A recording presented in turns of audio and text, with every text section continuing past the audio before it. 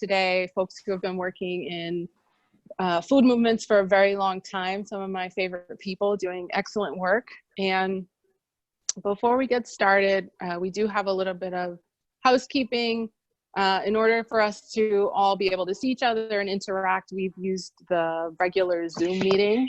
So if possible, as you're on the call, if you could just keep yourself muted.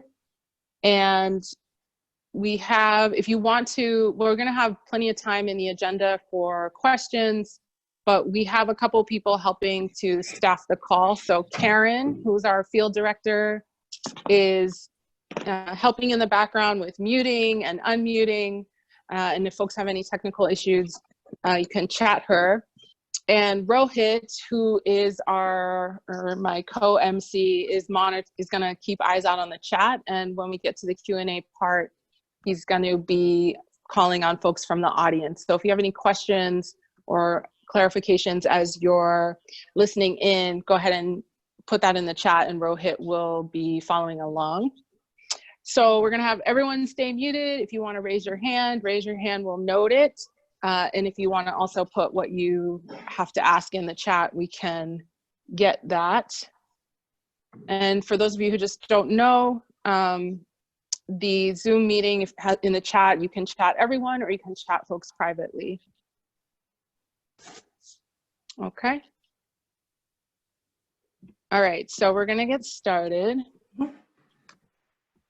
So as you all know, the global pandemic with the outbreak of coronavirus has exacerbated so many of the existing crises that many people are struggling with all the time. And so today we're here to talk about food security during Corona and hear from folks who have been working in food movements for a very long time. So as people have lost work, they've lost hours, they might not have access to work over the next 90 to 120 days. And as mobility has been limited, many people are finally coming to see just how fragile many of our social systems are. And today our team has really brought together a lot of incredible folks who work in different parts of the food system to give us just a general overview of how New York City's food system works, even before the coronavirus, and some of the impacts that are happening and perspectives that are that they're going to offer from both food donations and distributions in the pantry system, and then also from the perspective of folks who are working in grocery stores and who are now essential emergency workers.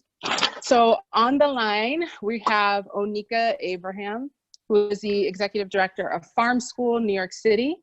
And she has spent the last 6 years helping to provide adult professional training and education in sustainable agricultural systems in New York City. She is a co-founder of Black Urban Growers, and she is currently a Seeding Power Fellow.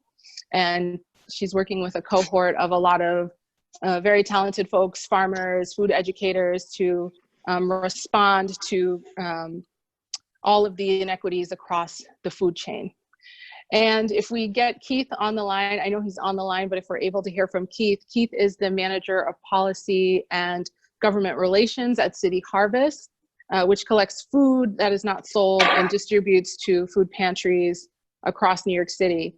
And he works to advance the organization's policies as well as propose legislation. And Keith and City Harvest, they're working around the clock right now to try to meet the needs of our community. So he'll be providing that perspective. And then we have Siobhan Ehbert, who works for Trader Joe's and is also the co-chair of the North Brooklyn Organizing Committee's in DSA. And Siobhan and I actually met over the phone when I was phone banking and asked for donations, and we chatted it up. And I found out that they work at Trader Joe's, so we've been in touch back and forth, and they're going to share a little bit about their experience working with grocery workers and how it is going for folks in that industry. So before we fully get into it, we like to do little snap polls to just like get people interacting right away. And Karen's going to do a poll just to kind of assess who's in the digital room with us and where folks are coming from. So we have a couple questions. One are just to see, are folks familiar with New York City's food system? You can put yes or no. And if you are a food or farm worker, yes or no. Do you grow food during the growing season? And do you have enough food at home to feel food secure? Do you have enough provisions? So Karen, we'll leave that up for about a minute or so, and maybe we'll see who's with us.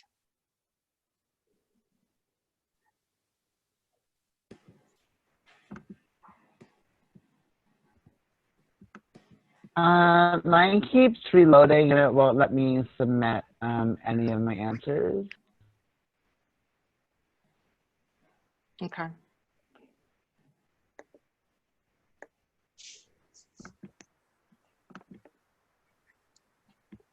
Karen, how's it looking? 20 of 30, there are 21, 55% of attendees have voted so far.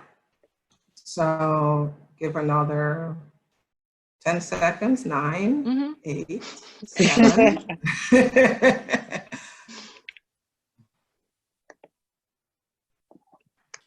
Okay, what do we got? Okay, and then poll, share results. Are you seeing the results now? I'm not. Not either. Okay. Well, it says here 74% are familiar with New York City food system. 26% no. 30% are either food or farm worker. 70% no. 43% grow food during the growing season. 43 never did. 4% did once. 22% 2 or 3 times. 30% did 4 more times. Do you have enough food at home to feel food secure? 100%. Okay. Well, that's good. Folks are have enough provisions at home to make it through, and that's great to know. So it sounds like we have a good mix of folks who know a little bit about New York City's food system, a little bit about our experience being food or farm workers, and almost everyone, 100% of everyone has their needs taken care of. So today we're going to kind of open up with Onika, and Onika is going to give us kind of a primer on how does New York food system work and what are some of the ways that this is impacting us. So I'm going to kick it over to you, Onika. Great. Hi, thank you so much, Sandy, and everyone else who's joining this call. I am hopeful that my internet connection stays stable enough to get through this 5-minute primer, and we'll see. And there are so many people on this call who are very familiar with the food system and who are part of the farm school community, the larger community of food advocates in the city. So I'm really excited to open this up and get more conversation going. But what I was asked to do is to really talk about the food system in New York, to give us some context for this conversation, and was really happy to be asked to do this at Farm School, which, as Sandy shared, is a nonprofit organization where we're coming together as adults to share knowledge around growing food so that we can really use it as a way of getting at some of the systemic issues within our communities. We always start with an understanding of the food system and how that plays out into food justice. And so we often start with this classic model of what a food system is, really looking at the means of production, the means of processing, distribution, and kind of consumption. I think that's the model that a lot of us learn in a very kind of base level understanding of the process. And by production, we mean the people who are creating this food, who are growing this food. So we're talking about farmers, farm workers, the folks that are harvesting and packing our food. By distribution, we're often talking about how the food gets to the various parts of our food system. So trucking, trains, all of those things are necessary to get that done. Marketing, we're talking about what Siobhan's going to be talking about in a little bit from a real base level, where we're actually accessing that food, and then talking about, you know, how and when we eat it. So there's a lot that's missing from that very basic classic model that is concerning to us, especially when we're looking at through a food justice and a sovereignty lens.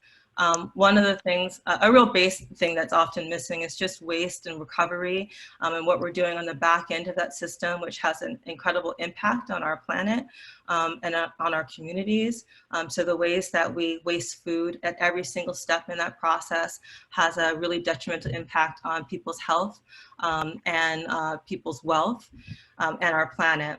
So always bringing that into the conversation is really important. And I've just learned today how much more important that is given what's going on right now with COVID-19. And hopefully we can get into that a little bit later too. What's also missing is like the actual people who are part of these systems.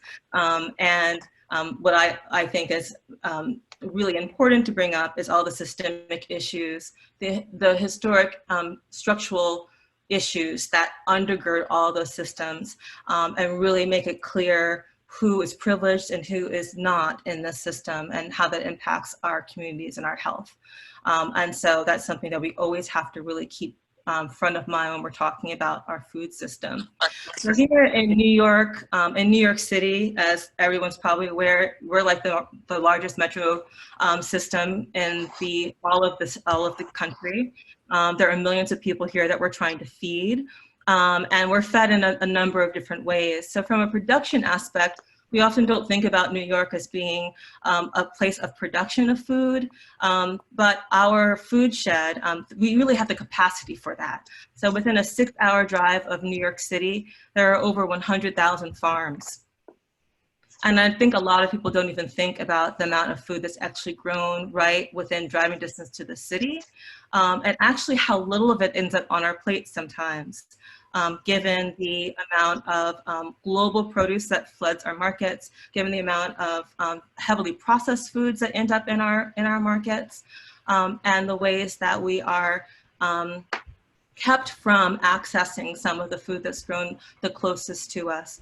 So we really need to keep in mind that our food shed is underutilized and undercapitalized, and really work to find ways to buy direct from those farmers as much as we can. And the systems that have been set up are created to really keep us from doing that and to keep us tethered to this incredibly corporatized agricultural system, which keeps us very distant from the means of production. So that's something that we really need to always lift up, is that we're not just consumers. And I mean, we are not, when I'm talking about New Yorkers, we don't have to be. So much of the ethos of Farm School is about learning to grow your own for your own community so that we don't have to be dependent. And I also mean that as a person of color, as a Black person, so much of what we are told about ourselves and our communities is that we're consumers, and that whenever we're looking to meet our needs, we need to, there's like a charity model around that. And that's really counterintuitive to our own actual access to power and our history in this country around agriculture. And it's something we're always pushing back against. So I want to bring that up as well. We are a means of production here in the city, and we are in the state, and we need to really be able to tap into that in times of challenge like this one. I also want to talk a little bit about just the ways that we are, I want to maybe hold off on talking about marketing and markets, because I really want to lift up what Siobhan is bringing from, you know, in the stores, what's going on right now with workers. I think that's a really important thing for us to discuss on this call.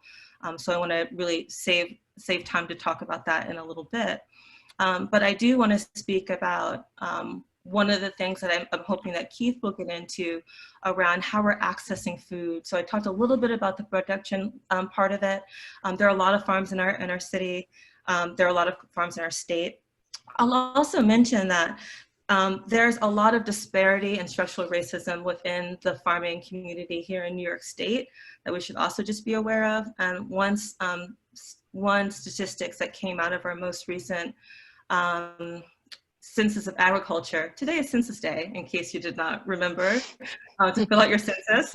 But there's a separate census that's called the Ag Census that happens on a I think it's every 4 years.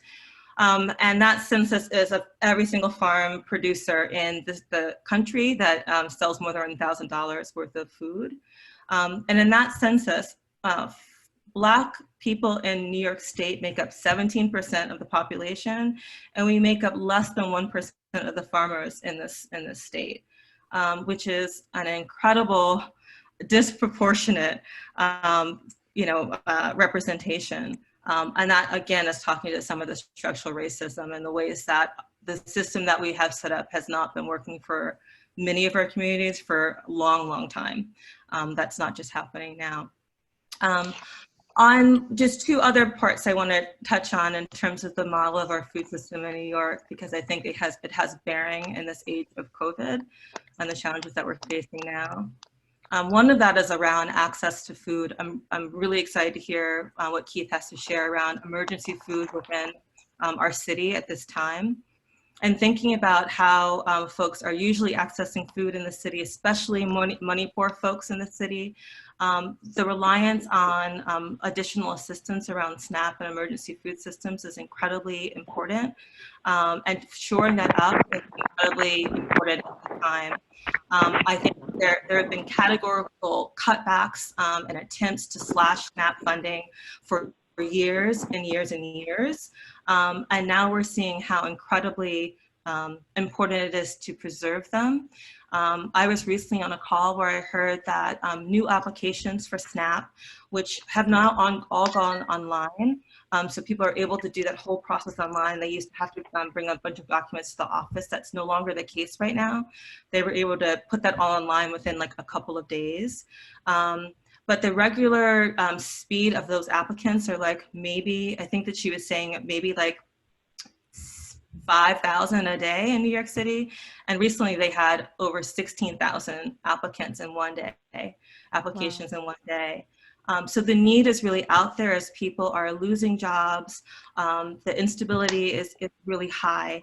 And we just really need to make sure that those the strives and the pressure that we've been putting on our government officials to really vitalize SNAP doesn't let up after this emergency crisis is over.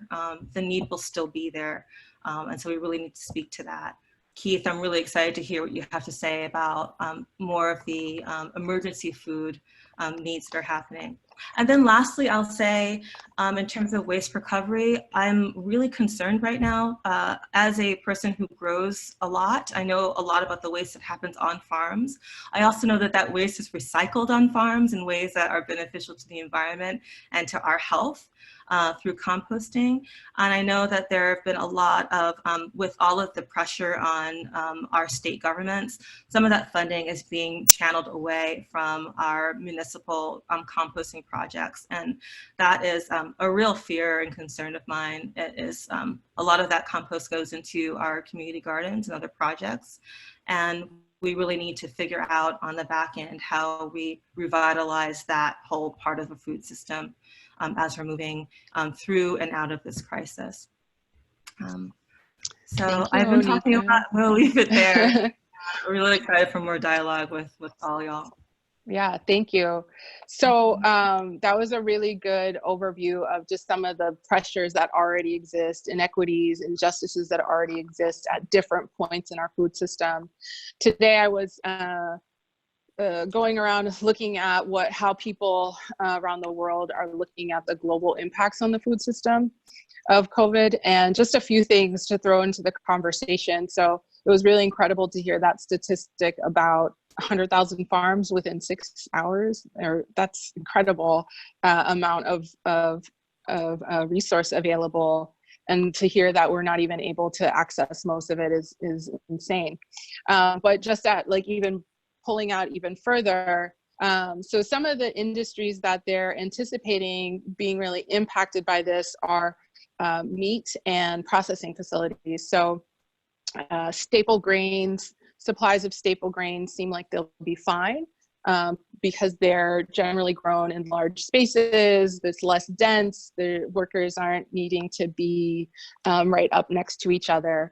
But as you get into industries like slaughterhouses, livestock places, the labor shortages because of movements to people and workers calling out sick, that looks like it's going to be impacted, as well as places where there's a lot of food processing happening where you have workers in proximity to each other. The other thing that is really interesting that I didn't even think about, but shows just how vulnerable our global food system is a lot of countries are doing what they're calling food protectionism. So even though they are able to produce, many countries are limiting the amount of types of staples that they are exporting. So for example, Vietnam is curbing rice exports. I saw that Kazakhstan, which is a huge breadbasket, is suspending wheat flour, buckwheat, sugar, sunflower oil, and vegetable exports. And they're a huge exporter, and we import a lot from them. Labor and transportation restrictions are starting to constrain supply chain logistics. And farmers in some industries are not able to get access to masks and the type of equipment that they need to do the work normally of protecting themselves against dust and sprays. So there are going to be impacts at the global level, but in terms of when those start to really hit down at the local level is not clear. And one other note was saying inflation. Egg prices are already going up for some reason. So that's just kind of another layer at the global level. But I want to kick it over to Keith, and I don't know if you're with us. I'm here. Yes. Okay, great. So My Keith, tell us apologies. about what's going on. So City Harvest, we're the city's first and only food rescue organization. So we rescue food from food distributors, from supermarkets, from restaurants, from farmers, and we bring that food out to food pantries and soup kitchens all around the city. We service about 400 soup kitchens and food pantries throughout the city with primarily healthy, nutritious fruits and vegetables, some stable goods, and I'll get a little bit more into what the difference between the foods that we're distributing now and versus prior crisis. But we primarily focus on fruits and vegetables to go into households because we know the areas that we serve, access to healthier fruits and vegetables is probably the biggest crisis for them on a daily basis. So whenever a crisis hits, it always pretty much boils down to food. With Hurricane Sandy, this crisis is a little bit different than our response to Hurricane Sandy or even the government shutdown. With Hurricane Sandy, physical access to food just wasn't there because a lot of the grocery stores had been flooded.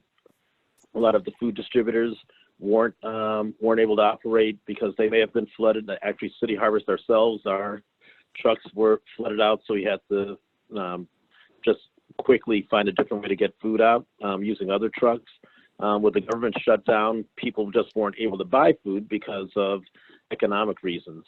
So the food was still there. So, and similar to that, with this Corona crisis, the food is still there.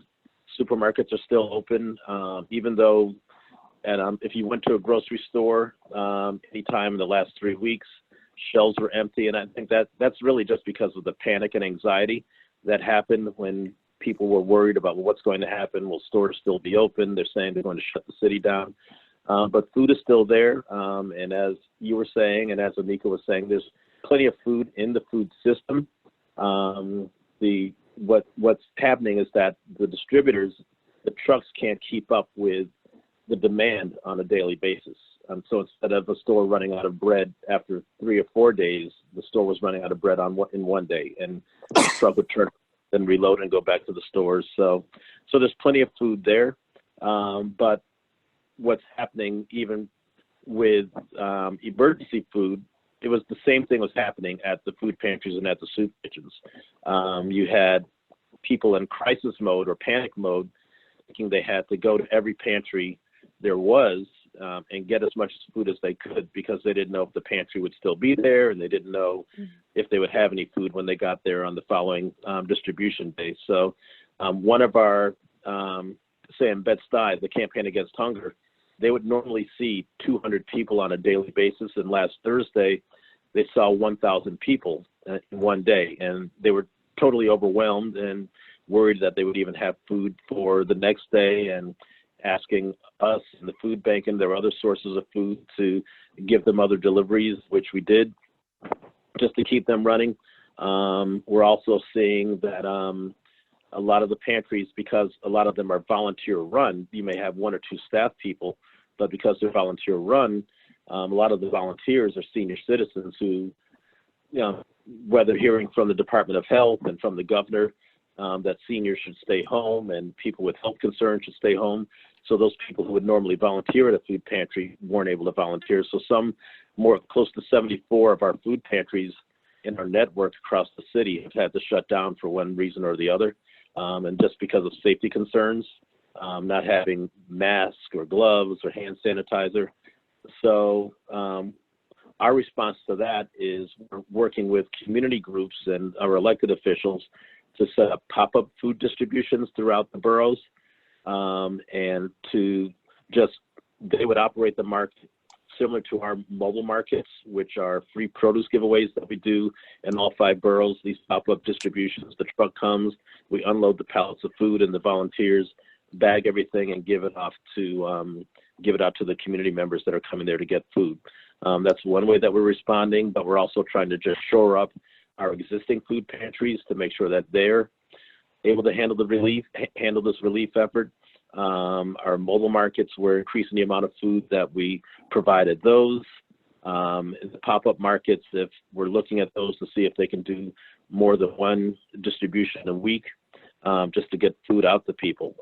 So we've been designated as an essential service by the governor in the state of New York. So as long as we have food, City Harvest will be there to get food out to those emergency providers. One thing we have been seeing, because of the closure of restaurants and catering businesses, there's more sort of high-end healthy produce in the system to be donated to food banks. So that's a good thing for people that are accessing food through food pantries.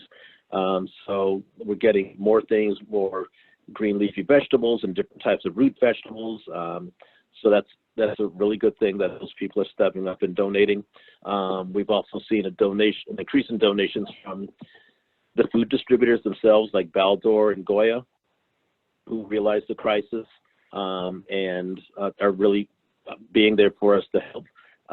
Once City Harvest goes into crisis mode, normally our normal threshold for a food pickup, say if you had a restaurant or you had a store and you wanted to donate some food, we would say it would have to be 100 pounds or more. Now it has to be at least 3,000 pounds.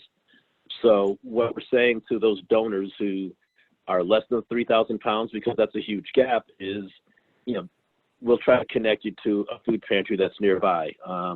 So a lot of my day is spent just trying to make those connections when I hear about a potential donation, and just trying to connect them directly to a food pantry and get it to them as quickly as possible, because our trucks really need to be back and forth between our facility and between a food donor to get the food out to the food pantries. We're also saying that 20% of our retail donors, so, you know, like fast casual places like Pret a Manger or Au Bon Pain, and just places you would normally go to lunch, you know, especially like downtown Manhattan. A lot of them have closed, so they've donated a lot of their food to us, and that food is going to soup kitchens as well as food pantries. So, I mean, again, like an influx of things that we normally wouldn't have to donate, but we're taking advantage of the situation with those partners to get different types of food to people. And now what you're seeing, this was sort of the rush that we saw. The example I gave of the Campaign Against Hunger, shifting from 200 people a day to 1,000 a day, that was people who primarily go to a food pantry. But what we're going to see beginning this week and on, the more that people are laid off, furloughed, or losing their jobs, you're going to actually see the people that are really affected by the economic crisis that the corona virus is going to really cause. So, like Onika was saying, with the increase in people accessing SNAP and that they're able to do it faster and faster, one thing that's great about the crisis is that it caused the federal government to put a halt or a freeze on the new federal policy against able-bodied working adults. They were going to, any able-bodied working adult who was receiving SNAP benefits would have to work to receive those SNAP benefits. And so with this crisis, that's been suspended for the time being with an injunction. So those people will still be able to access SNAP. The other interesting thing was we were recently in Washington for a lobby day, a bunch of hunger policy people from all around the country. And prior to our meeting with Chuck Schumer, he was running a little late, and he said the reason he was late is because the administration wanted to take SNAP dollars away to pay for the corona response. So it's just sort of funny how they still had to give money to people to receive SNAP and receive unemployment when they were trying to take that away. Wow. Thank you, Keith. Thanks so much. Yeah. So I have some questions. Oh, go ahead. Yeah. I was going to say, go ahead. Just another thing that we're seeing, like I was saying, because of the crisis, we're also seeing a drop in our volunteers. So anyone who's on this call, if you're interested in volunteering with City Harvest, just go to cityharvest.org because we need sort of all hands on deck from the community as well to help get the food out. Okay, great. We're going to drop that in the chat. I do have some more questions for you, but I'm going to move to Siobhan and then we'll come back. So, you know, I think one of the things that has this crisis has really shown is that the health of our workers all over the world who are producing food is very much tied to the health, to our community health and our ability to respond to these situations, and just how much and just how important, you know, food and farm workers are. And so we have Siobhan on here to talk about what it's like working in a grocery store right now, and some of the impacts that you all are feeling, and some of the things that you all are advocating for so that you can do this work safely. So I'm going to invite you to share a little bit about how it's been since the coronavirus outbreak. Well, the beginning of the, can anyone hear me? It's okay? Yeah, we can hear you. The beginning of patient zero, whatever, is March 1st in New York, was the bag fee. So that was on everyone's minds. And then I'm just trying to paint a picture here of what's happening. That happened, and then, you know, the first case of coronavirus happened, COVID-19 happened in New York. And there was literally nothing done at the store about it. No one, it was just as usual. So the first week, I'm just going to go into like kind of like unfold of the events that happened into like this kind of crisis that we're in at this point, is that as soon as that happened, more and more people started to mob the store, basically. There was lines out the door starting at the morning all the way until night, people interacting with each other, very close to each other. And then we come to find out that we're supposed to be 6 feet away. But so the stores are very stressful. Most people work 40 hours a week. And at that point, we didn't really know what was going on as a population with how this was being spread. So our captains were very adamant on saying, listen, you're not wearing gloves. You're not wearing masks. You're going to sanitize your hands once every hour. You're going to be fine. That's what it is. And so we have that during huddles, like in the morning, at night, with the assistant managers, which we call the mates, and sometimes the captain's privy to that as well. As things progressed, As you know, everything has been progressing so quickly. The response has been so slow. So about the week into that, I began wearing gloves because I was like, I can't be hand sanitizing my hands every customer. It like burns your skin. So I started wearing gloves, and then I was told I couldn't wear gloves. And then another person was told they couldn't wear gloves. So what happened was I usually work in the donations department. So I do sort of work with City Harvest a bit, or like our store works with City Harvest. They work with different food pantries and, you know, churches and shelters, and make sure like we get everything that we're not selling out. So I'm usually in the back doing that. So I'll be wearing gloves there. So I just kind of found it the point to be like, you know, we need to be back at, first of all, there were so many things being donated because we were over ordering. There were so many people coming into the store. We just thought, we're going to have to triple everything. We're going to have to quadruple everything because people were coming in, buying all the frozen items within 2 hours. You know what I mean? So, and that never happened. It was just so crazy busy for a week and a half to 2 weeks. And then, at that point, they started to be like, okay, you can wear gloves, but you really do have to change it every single time. It's going to be very annoying. So they started to just be like, you can do that, but it's not going to be great. It's not going to work. Nothing's going to matter. We have a hand washing station for you in the back, which is what they made one of the customer restrooms into a hand washing station for the employees. They started with a sanitation station, which I helped to do, which had like hand sanitizer and all these things. But still, as things got progressively worse, and like as I mean, essential workers are, you know, and anyone who was riding the subway right before the ban on like taking the subway, non-essential worker, you see more and more people wearing these masks. And then you're going to see people at Rite Aid, you see people at other places, Whole Foods, all these places that are wearing masks. And we started to look around and ask ourselves, why aren't we allowed to do this? And it comes up during a meeting, a morning huddle. Someone says, listen, there's people coming in sick. They're too close to us. They're coughing on us. There's this COVID-19 going around. Why can't we wear a mask? Why can't we protect ourselves?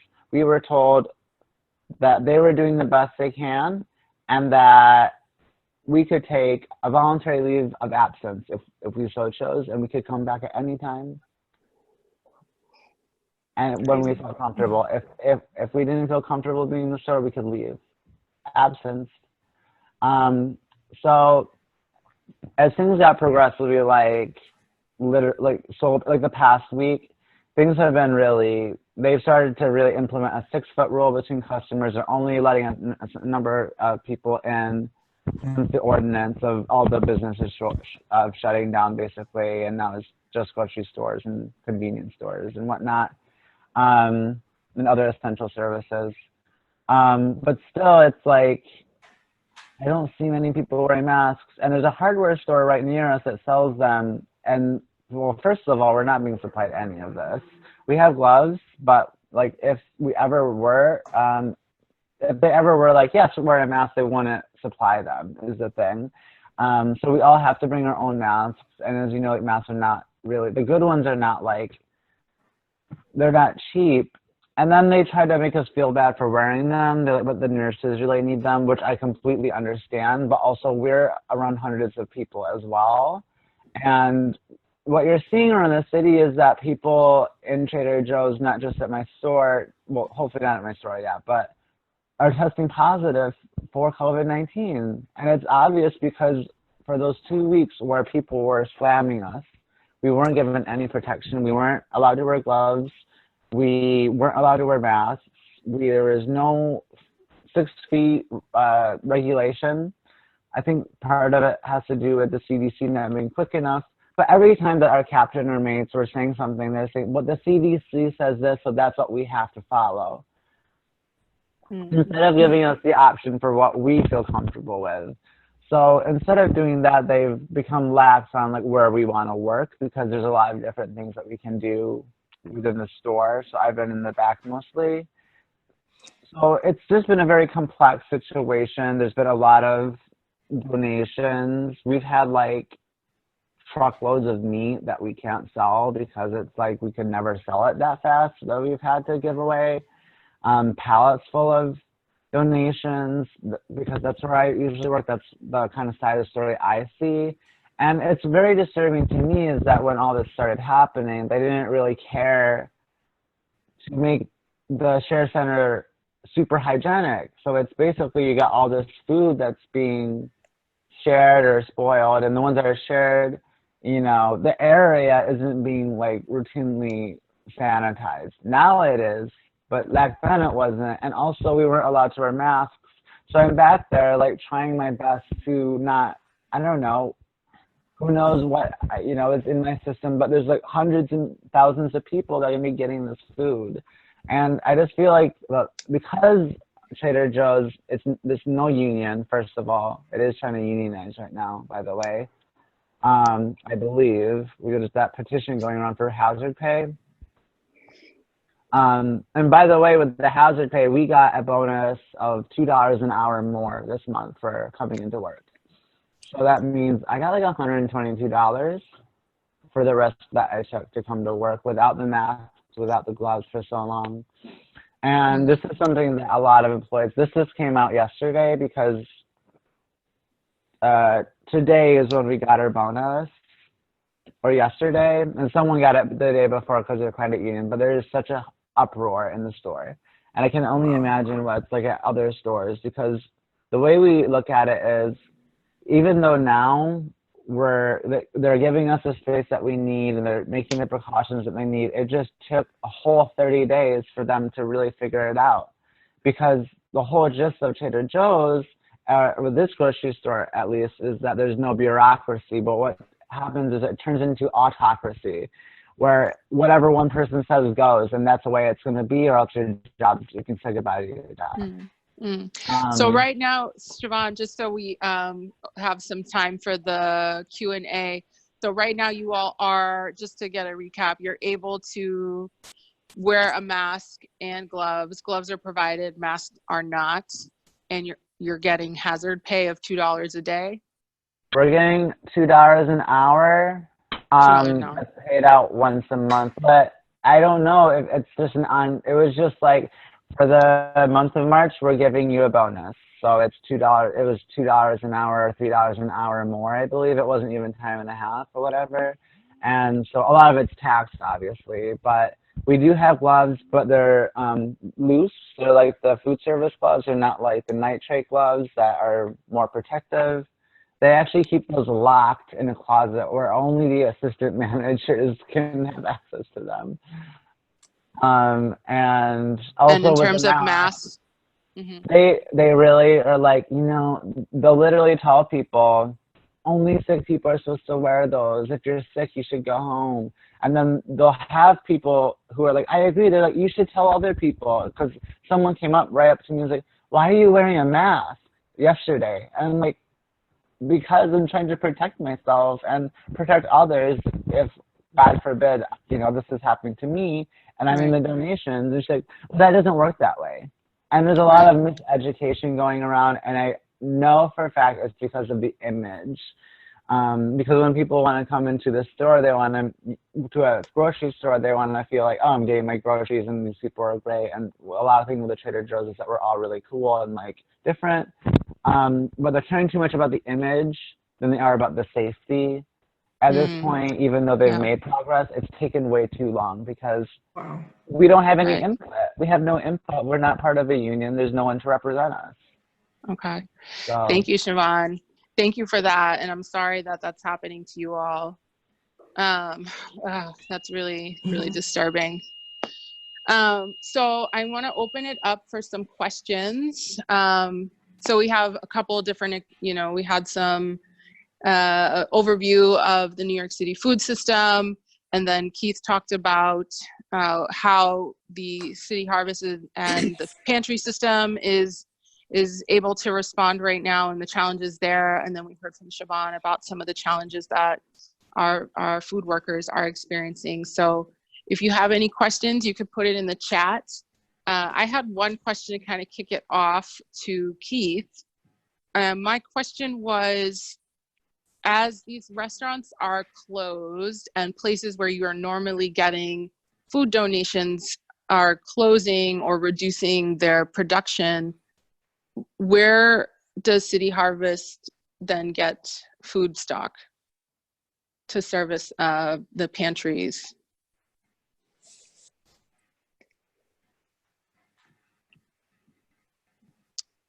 Keith, I don't know if you're muted. It looks like we might have lost Keith. Oh, okay. Okay. Well, we can open it up for other questions. She just unmuted me. Oh, okay. I was like, I was speaking. Okay.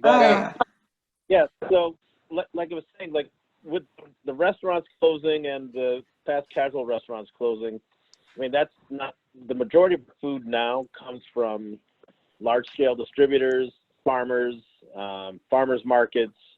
So the restaurants that we work with actually will prepare food for us to take the soup kitchens in some of our pantries.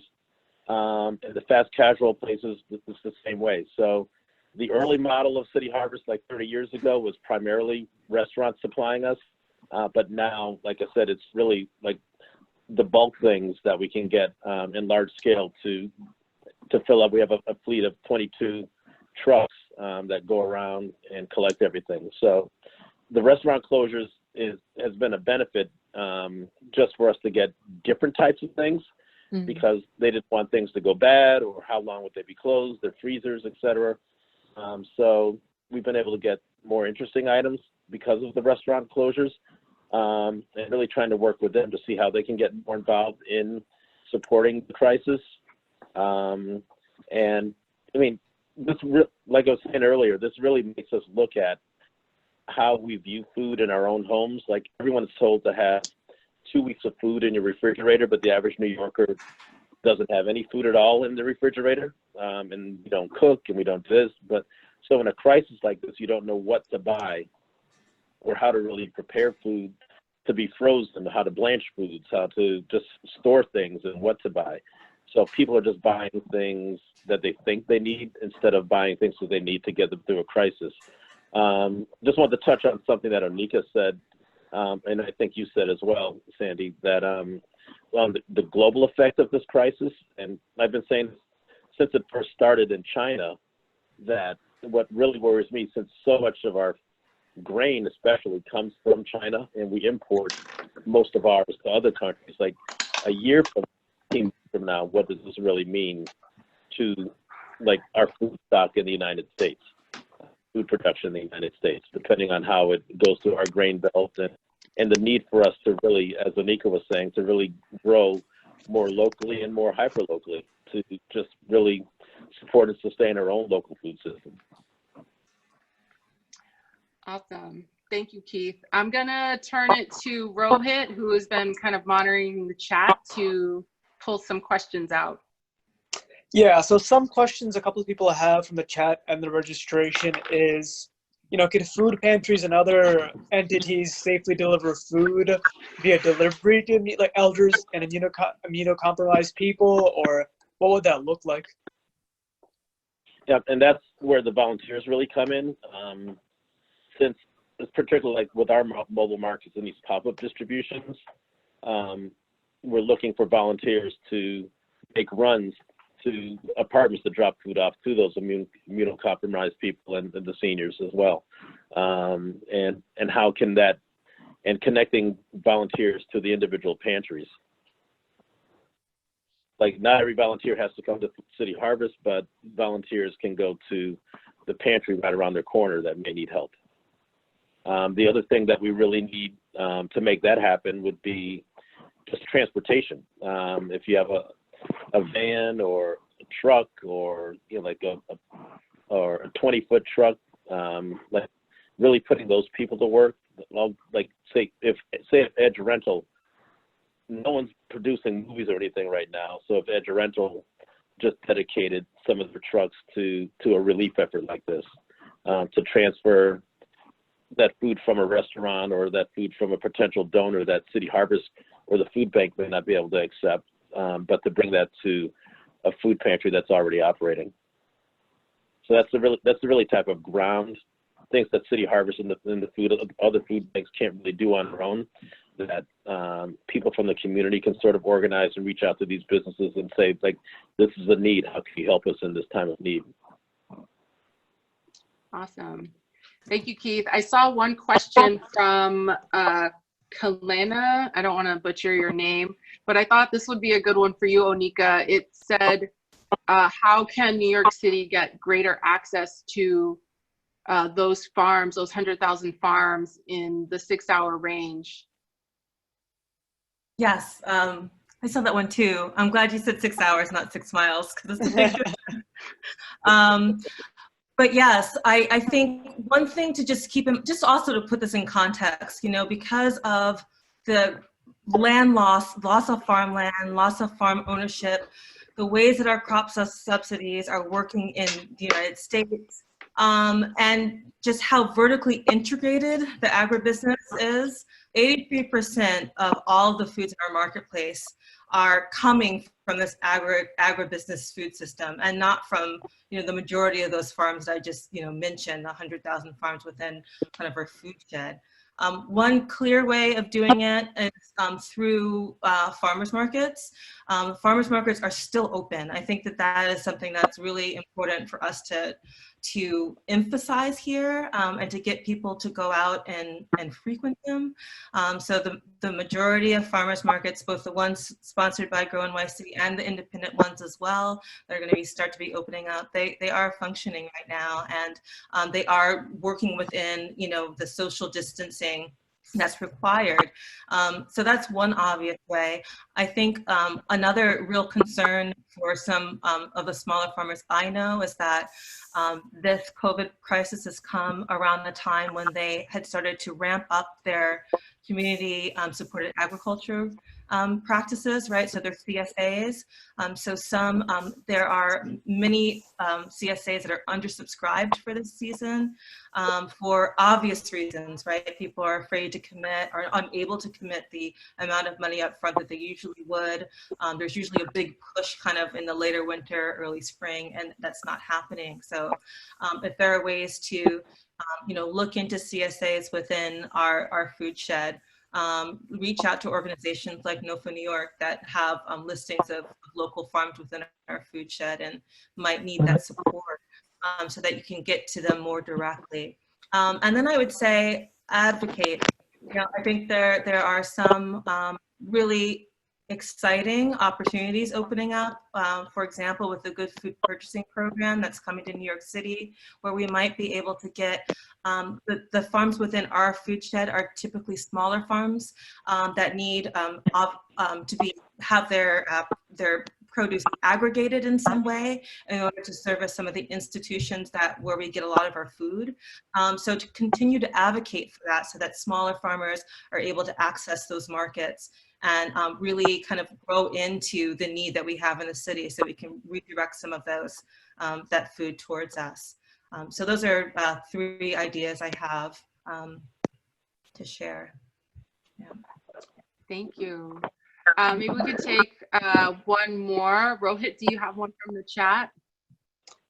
Yeah, it's coming up right now. Someone's asking if there's any info on soup kitchens right now around the city, how they can find out how to access it, and what are like the safest ways to get to these places. I mean, if you go to feednyc.org, it will list all of the food pantries and soup kitchens. You can put in your zip code and you can find those that are close to you. Or even if you just Google soup kitchens in my area or food pantry in my area, you can get that information. But the only thing, I mean, I don't know how up to date and how real time those numbers may be. And I don't know how I could get that to individual people. If someone wants to email me, I can send over the list of the pantries that have been closed to you. My email is kcarr@cityharvest.org, Carr at cityharvest.org. Thank you.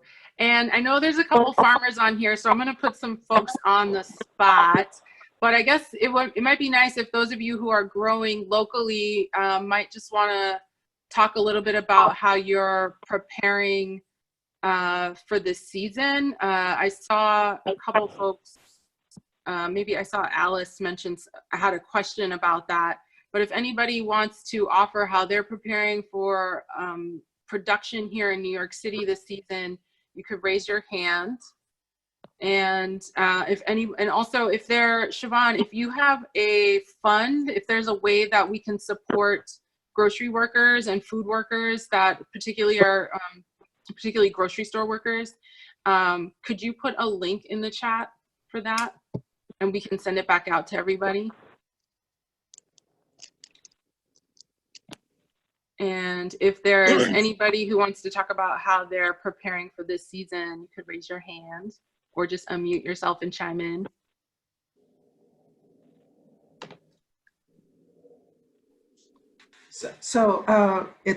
We're getting close. Actually, we're a few minutes past 7. So I just want to ask everyone, do we have your permission to go over a few minutes? If so, I don't know, can you indicate with a yes or no? You can find a yes or no if you click on participants button. If you go to the participants, you should see, and you'll see, okay, here we go. Some people are, yeah, so far, people are, I guess the growing consensus, it's not quite a consensus yet, is that we can go over a few minutes. So maybe we can ask a few more questions, Sandy. Thank you. Thank you, everyone. Peace, y'all. Oh, I forgot we're raising hand. Okay. The hand raise. So if I didn't see, but I might ask Alice, who has farmed in the past, if you know of any efforts of folks, how they're preparing, or Onika, if you want to chime in, since you spend a lot of time with farmers as well. I want Frances to speak. Now? Is that okay? Yeah. Cool. Peace, everybody. I'm Frances. I'm a member of La Finca del Sud community farm in the South Bronx. Just really quickly, for the sake of time, I wanted to thank all of y'all for putting this together and to say that La Finca is looking to focus this season on things that can be preserved, things that can be reworked into added value products. And we're also looking to allocate more space to growing medicinal herbs. And thinking about, along with other gardens I've heard have been doing this too, thinking about like a buddy system for how folks can show up at the farm and be at the farm. Yeah, that's all I have for now. And I would just say for folks who live near gardens, who are interested in gardens, like folks are probably still getting their things together. I can't speak on where everyone is in getting ready for Corona, but I would advise everyone to just pay attention and see how they can plug in as soon as the gardens have their things together. Like if you can go and deliver produce, if you can help to grow, if you can help with outreach, there's a lot of support that gardens already needed before Corona. So I would just encourage everyone, if they have the capacity, to try to tune in and tap into how they can support and also get food in the process for themselves and their networks. Thanks, Frances. Yeah, I guess I was very curious about if people are changing up their crop plans at all for faster growing, more nutrient greens, or folks are gonna just kind of continue with the with their normal planning. But it's interesting to hear about foods that can be preserved as something you're considering. So yeah, thank you for that. You're welcome. We're also considering drought resistant, like you said, of course, always prioritizing native plants and drought resistance, because we're not sure that we'll be able to water. So we were having a conversation recently about tomatoes, and do we grow tomatoes because they need so much support? And maybe if there are 1 to 2 farmers who want to just focus on tomatoes, then we'll do that. But definitely seeing like, let's grow things that are a little stronger and nutrient dense. I'm done. Thank you. I think we're in the same boat at Halsey. So we have really deep beds, like you know, most of our beds are almost 3 feet deep. So one thing we want to focus on is trying to grow as much nutrient rich, calorie rich food. So squash, potatoes, things like that. And then, you know, turning over, like we have a grassy knoll. We'll just grow food there. Like nobody's going to be hanging out this summer. And then also thinking about different places in the neighborhood we can expand to. So if there's, you know, churchyards or things like that, and then thinking through, you know, what can we grow there that's easy to maintain? So trying to set up different sites maybe where we can have greens and herbs and things that are like, fingers crossed, easier to keep growing while we do some of the more labor intensive stuff on site. And same thing, like not going into the garden more than 2 people at a time. You know, we have a bunch of medicinal herbs. We have a bunch of elderberries. If anyone wants a cutting, let me know. I can make many. I'll put my email in the chat. So that's our plan. And just, yeah, hopefully, you know, I want to grow in as many places as possible. I'm going to try to grow more food in my backyard. I think like anyone who has the capacity now should do it. Thank you. So it looks like I don't see any more questions in the chat, but I want to go ahead and thank everybody for joining us. Thank you to our panelists, and thank you for kind of hanging with us through these technical hiccups. This is only our second one. We're trying to get it down pat, and if you have any feedback, I know that Karen is going to send a survey. And oh, Siobhan, I see you have your hand raised. Go ahead. Hey, really quick, I just listened to a couple of petitions for those employees. They're separate. One's from like more the union, one's more just like some people from a store. It's all about hazard pay. We really need signatures to deliver this to our CEO so that we can begin this process of fighting for some fair working conditions. So if any of you could sign and share, it'd be so helpful. Thank you so much. Hey, Sandy. Yeah. Thank you for that, everyone. I have a question. Do we have any data as to how many people have accessed pantries since coronavirus? And if we do, how does that compare to the data pre-COVID-19? Like, have we seen? That might be a question. Go ahead. A lot. I mean, I don't know what the increase in visits to pantries has. I can't really put a number on it right now, but I do know with the pantries that are still open, like I said, they're overwhelmed. And at least at our mobile markets, we've seen a dramatic increase in people that are coming there. And normally our mobile markets, like you have to register to live within a certain zip code, but we've suspended the registration and the zip code requirements, so anyone that comes can get food. And what's helping us to really make those markets run even more smoothly is doing our repack at our facility and pre-bagging everything from the mobile market so each bag will have 2 or 3 produce items in it, so the people are only having to go to 2 or 3 different tables instead of going to like 4 or 5 tables. And that speeds things up, and there's no line. People are really, at mobile markets that I've been to, people are socially distancing themselves, and we're not really having to police that much. I'm more worried about that happening at the pantries because they just don't have the manpower.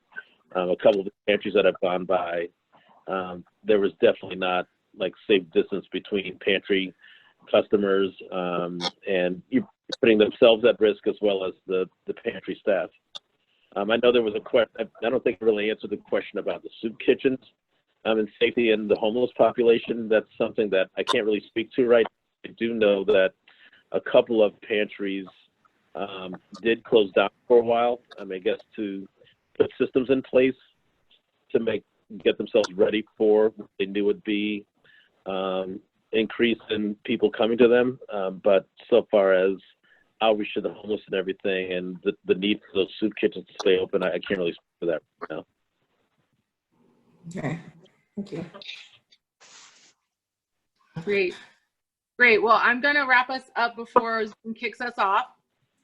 We're only here for another 5 minutes.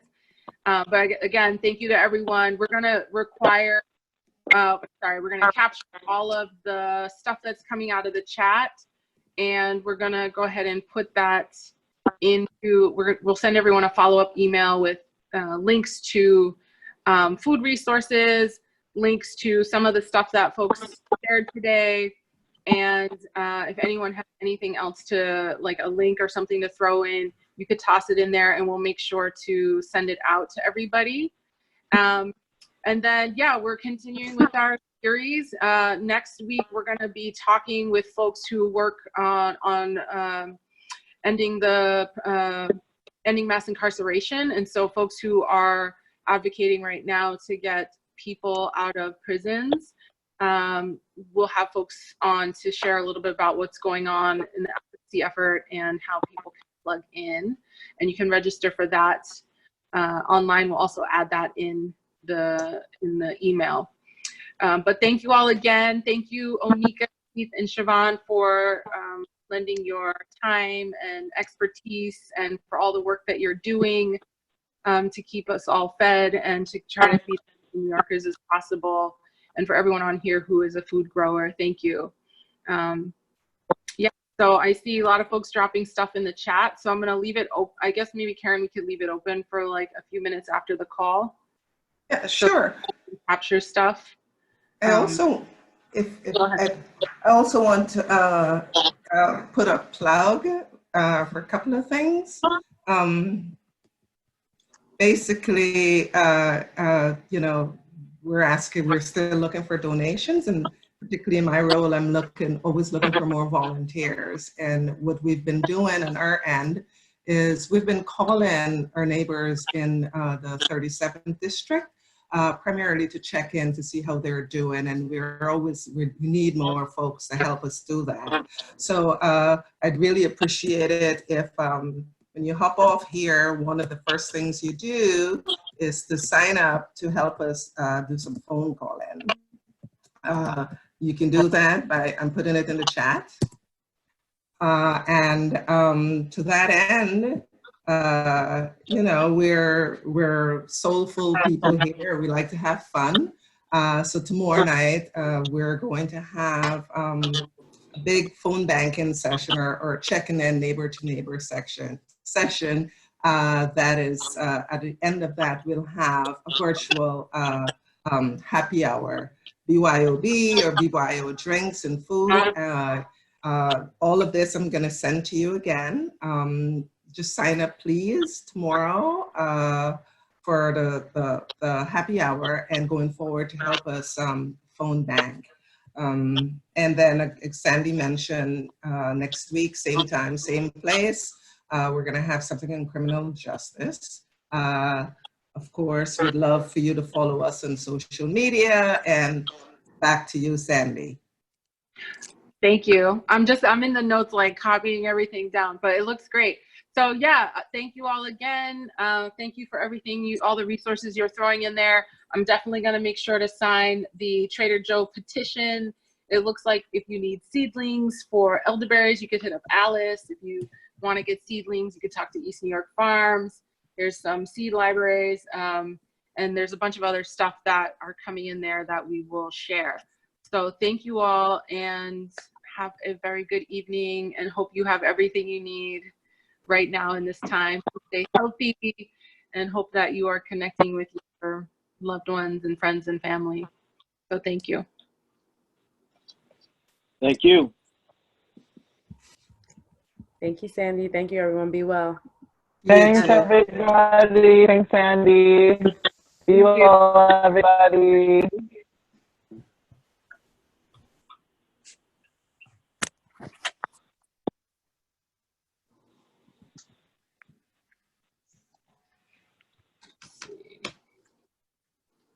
I'm just writing down some of this stuff in the chat. I'm saving it. Oh, okay.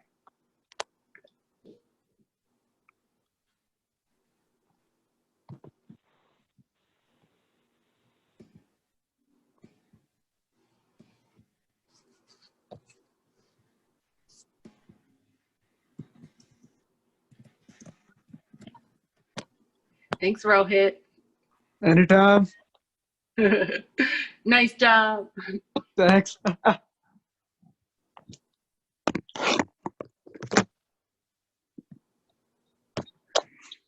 Okay, it looks like the chat is good.